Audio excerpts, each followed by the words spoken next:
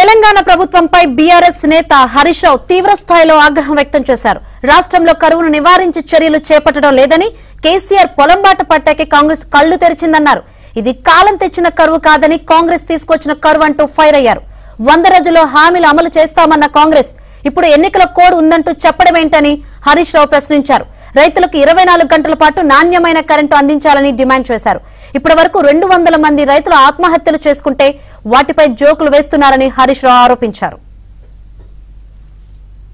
ప్రభుత్వం యొక్క నీటి నిర్వహణలో వైఫల్యం వల్ల, రాష్ట్రంలో విద్యుత్ నిర్వహణలో లోపాల వల్ల రాష్ట్ర వ్యాప్తంగా లక్షలాది ఎకరాల్లో పంట ఎండిపోయి రైతులందరూ కూడా తీవ్రమైనటువంటి ఆందోళనలో ఉన్నారు.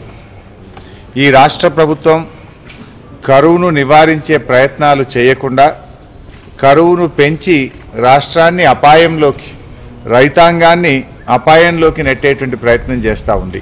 బీఆర్ఎస్ పార్టీ అధ్యక్షులు కేసీఆర్ గారు ఇచ్చిన పిలుపు మేరకు అన్ని జిల్లా కేంద్రాల్లో ఈరోజు కలెక్టర్లకు బీఆర్ఎస్ పార్టీ పక్షాన మేము రిప్రజెంటేషన్ చేయడం జరిగింది. దొంగలు పడ్డాక 6 నెలల కుక్కలు మొరిగినట్టు ఇవాళ కేసీఆర్ గారు పొలంబాట పట్టిన తర్వాత కంటి తుడుపు చర్యలు ప్రారంభించారు. 100 రోజుల్లో మీరు అమలు చేస్తామన్న హామీలన్నీ కూడా తక్షణమే అమలు చేసి రైతుల్ని కాపాడాలని చెప్పి మేము కోరుతా ఉన్నాం. మీ ఎలక్షన్ మేనిఫెస్టోలో ఏం చెప్పింది కాంగ్రెస్ పార్టీ? రైతులకు అనేక వరాలు కురిపించారు. 100 రోజుల్లో అమలు చేస్తామన్నారు. బాండ్ పేపర్లు రాసి ఇంటింటికి పంచి ఎన్నికల్లో మీరు అధికారంలోకి వచ్చారు. మరి 100 రోజులు గడిచింది కదా. నిన్న ఉత్తమ్ కుమార్ రెడ్డి గారు ఆయన సావు కబురు సల్లగా చెప్పినట్టు ఎలక్షన్ కోడ్ ఉందని చెప్తున్నాడు. ఎలక్షన్ కోడ్ వస్తుందని నీకు తెలియదా ఉత్తమ్ కుమార్ రెడ్డి గారు? మొన్న పొలంబాట పట్టిన కేసీఆర్ గారు రైతుల గురించి మాత్రమే మాట్లాడిండు.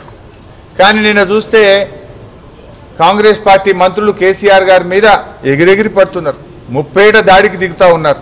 అంటే ఇంతమంది దాడి చేయడం అంటే కాంగ్రెస్ ప్రభుత్వం అభద్రతాభావంతో కనబడతా ఉంది.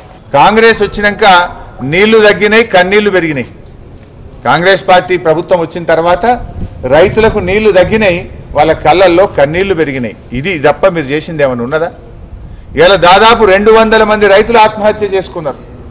ఉత్తమ్ కుమార్ రెడ్డి గారు 200 మంది రైతులు ఆత్మహత్య చేసుకున్నారంటే ఆయన అవహేళనగా మాట్లాడుతున్నాడు.